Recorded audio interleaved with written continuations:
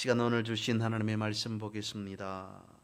주신 말씀 말라기서 3장 말씀 구약성경 1329쪽입니다.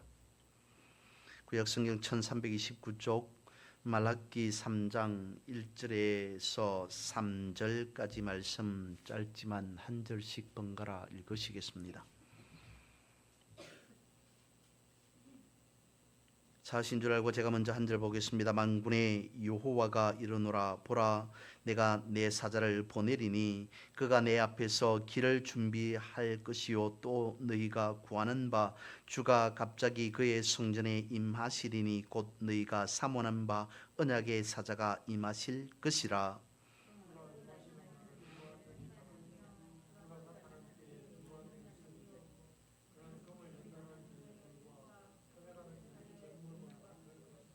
삼절 같이 봅니다. 그가 은을 연단하여 깨끗하게 하는 자 같이 앉아서 레위 자손을 깨끗하게 하되 검언같이 그들을 연단하리니 그들이 공의로 온 제물을 나 여호와께 바칠 것이라. 아멘. 지금 우리는 성탄절을 기다리는 대림절 마지막 주간을 보내고 있습니다. 어떻습니까? 더욱더 주님의 오심, 주님의 나심을 우리가 피부로 느끼며 기다리고 준비하는 대림절 기간입니까? 성탄절날 가장 먼저 떠오르는 것이 무엇입니까? 라고 하는 물음을 수백 명의 중고등 학생들에게 물었답니다. 설문조사했답니다. 그러자 성탄절이라고 하면 가장 먼저 떠오르는 것이 산타크로스다라고 답하였던 사람이 수백 명 중에 무려 30% 정도 되었다라고 합니다. 그것이 1위였고 두 번째로 2위는 그러면 성탄절에 가장 먼저 떠오르는 것이 무엇인가 라고 물으니 성탄절에는 무엇보다도 크리스마스 트리입니다 라고 대답한 사람들이 13.4% 정도 되었다고 합니다. 세 번째로 우리가 확인해 보아야 할 것은 그것이죠. 그러면 성탄절에 예수님을 떠오르는 프로테이지는 숫자는 과연 얼마인가 확인해 보니까 약 7몇 %, 대략 7% 정도 성탄절 하면 가장 먼저 예수님이 떠오릅니다 라고 대답했답니다. 아마도 7%의 모두는 신앙생활을 하는 학생들, 믿음을 가진 사람들이지 않았을까 싶습니다. 이런 현상에 우리는 놓여 있다는 거죠. 연말 연시 어디를 가든지 캐롤송이 들려옵니다. 관공서, 식당, 우리가 가는 어디든지 가는 곳곳마다 트리를 볼 수 있습니다. 그런데 정작 성탄절의 주인공인 주님을 볼 수 있는 곳은 그리 많지 않음을 우리는 쉽게 확인이 가능하죠. 오늘 본문의 말씀을 가지고 이렇게 한번 이 시간 짧게나마 살펴보고자 합니다. 세례, 요한의 세례가 무엇이었으며 어떻게 시작하였으며 그리고 세례 요한이 기다리고 준비한 것은 무엇이었다 하였는가 라고 하는 것을 대략적으로 한번 살펴보고자 합니다. 성탄절날 예수 그리스도가 떠오르지 않는다. 많은 사람들이 그렇게 말했던 것이 어제 오늘 일이 아닙니다. 바로 예수님께서 2000년 전에 나실 당시에도 마찬가지였던 거죠. 예수님께서 2000년 전에 이 땅에 오셨습니다. 그런데 많은 사람들이 예수님을 주목하지 않았습니다. 요한복음은 이렇게 말합니다. 요한복음 1장 9절에서 11절 말씀입니다. 참빛 곧 세상에 와서 각 사람에게 비추는 빛이 있었나니 그가 세상에 계셨으며 세상은 그로 말미암아 지음바 되었으되 세상이 그를 알지 못하였고 자기 땅에 오매 자기 백성이 영접하지 아니하였으나 라고 기록하고 있습니다. 분명히 주님께서는 왕으로 하나님께서 몸을 입으시고 이 땅에 오셨습니다. 많은 사람, 아니 모든 사람들이 다 주목해야 됩니다. 예수 그리스도를 영접해야 하는 것이 맞습니다. 그런데 요한복음에서는 그렇지 않았다. 성경에서는 주님께서 나실 때 그렇지 못하였다고 분명하게 말씀하고 있습니다. 자기 땅에 오매 자기 백성이 영접하지 아니하였다. 주님께서 2000년 전에 오시면서 오실 그때 당시에도 사람들은 주님을 주님인 줄 알지 못했다는 거죠. 주님은 환영받지 못한 채로 이 땅에 태어났다라고 하는 것입니다. 예수님은 나실 때에 축하받지 못한 그러한 생일잔치의 주인공이셨다라고 하는 겁니다. 이런 것 아니겠습니까? 사람들이 생일잔치에 가득 모였습니다. 엄청난 생일잔치였습니다. 맛있는 많은 것들도 차려져 있습니다. 그것을 맛있게 먹으면서 축하의 이야기를 합니다. 그런데 정작 사람들은 누가 태어나서 이런 잔치가 배설되었는지, 잔치 자리가 열렸는지 관심이 없습니다. 아니, 알지 못합니다. 알려고 하지 않습니다. 바로 오늘 우리가 살아가는 현상, 방방곡곡마다 캐롤송이 울리고 성탄 트리가 달려있지만 정작 예수님은 환영받지 못하는 그런 부분이지 않을까 싶습니다. 그런데 여기서 우리가 다시 정확히 짚고 넘어가야 할 것이 있습니다. 다름 아닌 우리가 보내는, 우리가 기다리는, 우리가 준비하면서 기다리는 이 대림절은, 대림절기는 분명 예수님의 나심을, 예수님의 오심을 기다린다라는 겁니다. 2000년 전 세례 요한이 그렇게 외쳤습니다. 예수님을 기다리라, 예수님을 기다리라. 그는 외치고 또 외쳤습니다. 그리고 뿐만 아니라 세례 요한은 주님께서 오심을 미리 준비하였던 인물 사람이었습니다. 사람들은 그렇게 외쳤습니다. 예수님을 기다려야 합니다. 예수님을 기다리십시오 라고 말합니다. 오늘 본문의 말씀처럼 세례 요한은 예수님의 오실 길을 준비하는 사람이었습니다. 세례 요한은 예수님의 오심을 어떻게 준비하였을까요? 그가 광야에서 주님의 오심을 준비하는 목소리를 높였습니다. 단지 말로만 예수님을 기다리라 라고 말하지는 않았습니다. 한 예를 보여주었습니다. 사람들에게 알려주었습니다. 무엇으로? 세례 요한은 사람들에게 세례를 베풀었습니다. 세례 요한이 예수님을 기다리는 방법으로 사람들에게 세례를 주는 것이었습니다. 세례가 무엇입니까? 세례를 통해서 죄에 대하여서는 죽고 예수님께서 부활하심과 같이 우리 또한 함께 살아나기를 준비하는 기다림, 그것을 보여주는 것이, 예로 드르는 것이 바로 세례 아니겠습니까? 그런데 세례 요한이 말해준 세례에 대해서는 또 다른 특징 하나가 있습니다. 그는 단지 물세례만 말하지 않았습니다. 물세례만 보여주지 않았습니다. 또 다른 세례를 가르쳐 주었던 거죠. 다름 아닌 그것은 바로 성령과 불세례였습니다. 세례 요한은 예수님을 기다리러 하면서 이렇게 말하였습니다.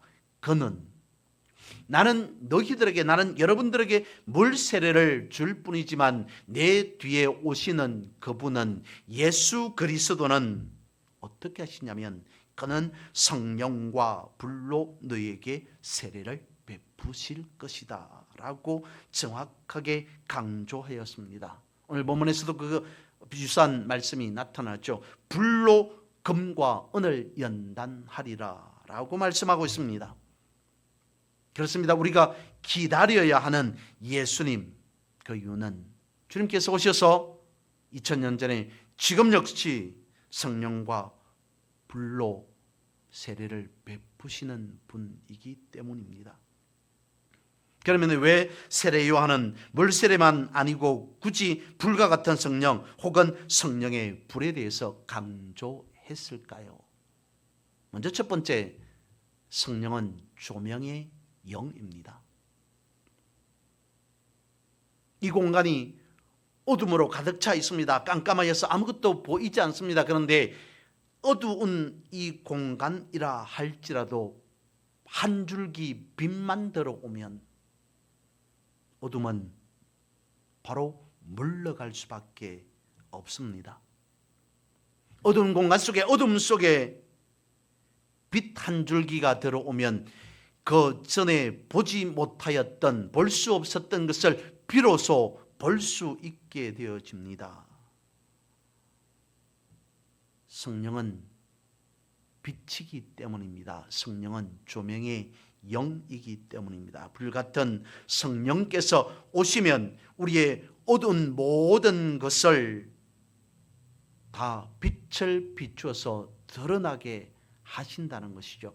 우리 속에 갇혀 있던 어두운 모든 죄악을 드러나게 하는 영, 그래서 성령은 조명의 영이라고 말할 수 있는 것이며, 두 번째로 성령은 불의 영일 수밖에 없습니다. 성령은 어둠에 갇혔던 더럽고 부패한 찌꺼기들을 드러나게 해서 그 모든 것을 다 태워버립니다. 우리가 드리는 찬송가 가운데 184장은 이렇게 시작하죠. 불길 같은 주 성령 간구하는 우리게 라고 시작하여서 후렴구에 보면 불로 충만하게 하소서. 물론 찬송가 그 가사에는 불로 태워소서라고 하는 가사는 없습니다만, 그런데 맥락상 어미상 찬송을 가사를 살펴보면 그럴 겁니다. 그렇습니다. 불같은 성령이 우리에게 임하여서 죄악된 더러운 모든 것을 불로 태워주셔서 주의 가장 성결하고 정결한 성령으로 충만케 하옵소서. 그것이 불길 같은 주 성령 간구하는 우리에게 불로 충만하게 하소서라고 하는 가사 의미가 아닐까 싶습니다. 성령은 태웁니다. 불순물의 모든 것을 태워서 가장 순수한 것만 남게 하는 성령이라는 겁니다. 그러므로 성령은 죄악을 불심판하십니다. 누가복음 3장 16절과 17절 말씀을 읽어봅니다. 요한이 모든 사람에게 대답하여 이르되 나는 물로 너에게 세례를 베풀거니와 나보다 능력이 많으신 이가 오시나니 나는 그의 신발끈을 풀기도 감당하지 못하겠노라. 그는 성령과 불로 너에게 세례를 베푸실 것이요 손에 키를 들고 자기의 타작마당을 정하게 하사 알곡은 모아 곳간에 들이고 쭉정이는 꺼지지 않는 불에 태우시리라. 예수님은 죄악된 모든 것을 불로 태워서 깨끗게 하기 위해서 오셨다라는 겁니다. 그래서 우리의 눈에 보이는 교회는 예수 그리스도께서 오셔서 타작하시는 타작마당과 같다. 손에 키를 들고 자기의 타작마당을 정하게 하사 알곡은 모아 곳간에 쭉저기는 꺼지지 않는 불에 태우실 것이다 라고 말씀하고 있기 때문인 거죠. 그렇습니다. 지금 우리가 살아가는 이 세상은 알곡과 겨, 그러니까 쭉정이가 섞여 있습니다. 두 종류가 구별 없이 섞여 있습니다. 그런데 타작마당이 깨끗게 될 날이 온다라고 말씀하고 있습니다. 그러니까 알곡과 쭉정이가 분리될 날이 올 것이다. 예수 그리스도께서 온 세상을 타작하시는 분으로 오셔서 알곡과 쭉정이를 분리하기 위해서 기지를 하실 것이다 라고 말씀하고 있습니다. 그때 어떤 현상이 나타나게 된다고요? 알곡은 하늘나라 곳간에 저장되고 쭉정이는 꺼지지 않는 지옥불에 태워질 것이다 라고 말씀하고 있다는 겁니다. 불은 무엇인가를 태워서 모든 것을 정결케 하는 힘이 있음을 성경은 말씀하고 있습니다. 그래서 성령은 불의 영이라는 거죠. 예수님께서도 이와 같이 말씀하고 있습니다. 내가 불을 땅에 던지러 왔노라. 성령은 우리의 죄악을 심판하십니다.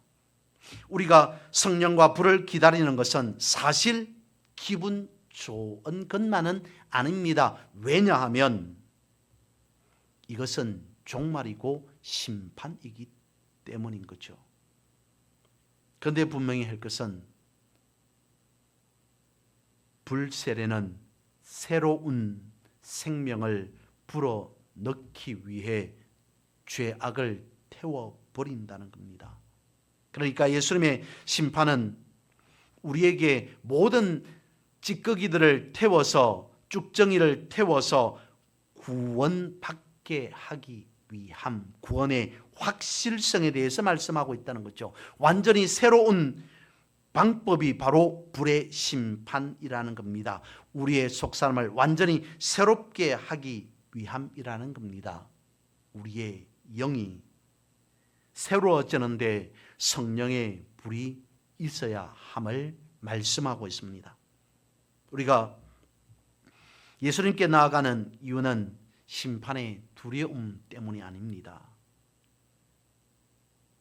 예수님 안에서 우리가 새롭게 되는 은혜가 있기 때문인 거죠. 우리가 마땅히 있을 곳에 있는 것이 은혜입니다. 우리가 마땅히 의지해야 할 분을 의지하는 것이 우리에게 있어서 복과 은혜입니다. 우리는 두려움과 공포 때문에 주님께로 나아가는 것 아닙니다. 우리 안에 완전히 새로워지길 원하는 소망을 가지고 있기 때문에 주님께로 우리는 날마다 나아가게 되는 줄 믿습니다. 그래서 주님은 우상을 불심판하시는 거죠. 하나님께서 우리에게 물질적인 축복을 허락해 주셨습니다. 그런데 사람들은 그걸 가지고 부자 되기를 원합니다. 사람들은 말합니다. 사람들은 생각합니다. 우리가 누리는 모든 것이 하나님의 은혜요 하나님의 선물입니다 라고 말하지만 정작 저들은 그런 일을 통해서 내가 박수 갈채 받아야지, 내가 칭찬 받아야지 라고 하며 살아가게 된다는 겁니다. 하나님께서 우리에게 지위를 주셨습니다. 직분을 주셨습니다. 직책을 주셨습니다. 그렇게 주님께서 우리에게 주신 줄 알면서도 사람은 여전히 그걸 가지고 권력을 누리려고 하고 있다는 거죠. 다분히 세속적이고 우상에 치우칠 위험이 따릅니다. 그러면 우리는 어떻게 해야 되겠습니까? 물질적인 복을 말하면서 부유해지는 것에 집착하여서는 안 됩니다. 명예를 말하면서 사람들의 칭찬과 혹은 반대로 비난에 초연할 수 있어야 합니다. 권세를 말하면서 높고 낮은 것에 치우치지 말아야 됩니다. 여러분, 성도인 우리가 왜 굳이 이렇게 해야 하겠습니까? 그 이유는 심판의 목적이 다름 아닌 성결, 정결이기 때문이라는 거죠. 성령께서 우리를 심판하시는 목적이 바로 그것입니다. 우리를 멸망케 하기 위함이 아니고 우리를 정결케 하기 위함이기 때문입니다. 성령께서 우리를 정결케 하시는 방법이 다양하겠죠. 여러 가지 있을 겁니다. 우리에게 지식을 주셔서 무엇인가 하나님의 말씀에 대해서 생각해 하시는 방법도 있을 겁니다. 또한 하나님을 생각함으로 말미암아 믿음을 허락해 주시는 다양한 여러 가지 방법이 있을 겁니다. 우리에게 사랑을 심어 주셔서 하나님을 사랑할 수 있는, 하나님을 사랑하며 살아가게 하는 그러한 방법, 이런 방법 저런 방법, 그 외에 여러 가지 많은 방법들이 있을 겁니다. 그러나 성령은 무엇보다도 우리의 영혼을 정결케 하신다라는 겁니다. 주님의 생명은 우리의 어둡고 침침한 곳을 비추고 우리의 영혼까지 정화시킨다는 거죠. 말씀을 정리해 봅니다. 고난의 대명사로 불렸던 욥의 고백, 욥기에 이런 말이 나오죠. 그러나 내가 가는 길을 그가 아시나니 그가 나를 단련하신 후에는 내가 순금같이 되어 나오리라. 오늘 본문의 말씀 3절에도 이와 유사한 말씀이 있지 않습니까? 순금같이 되어 나오리라. 묵상하고 또 묵상해 봅니다. 읽고 또 읽어봅니다. 생각하고 또 생각해 봅니다. 무엇이겠습니까? 금이 가지고 있는 가격, 불순물이 섞이지 않는 순금은 엄청난 가격이 책정될 그것을 말씀하고 있는 거겠습니까? 아니죠. 순금이 가지고 있는 가격이 아닌 가치. 나는 내 인생의 내 삶의 여러 가지 많은 우여곡절을 통해서 불순물 찌꺼기를 다 태워버리고 제거해버리고 오직 순금과 같이 정결하여서 하나님 앞에 가장 정결한 사람으로 세워지리라. 불순물과 찌꺼기 같은 모든 나쁜 것들을 다 빼버리고 순금과 같이 순결한 믿음의 마음으로, 믿음의 자세로 주님 앞에, 하나님 앞에 서리라 라고 하는 고백이 바로 욥기서 23장 10절 이 고백 아니겠습니까? 대림절 기간 우리는 주님의 나심을 기다리면서 우리 속에 있는 세상된 모든 것들을 제거해 버릴 수 있어야 됩니다. 그러면서 정결한 몸과 마음,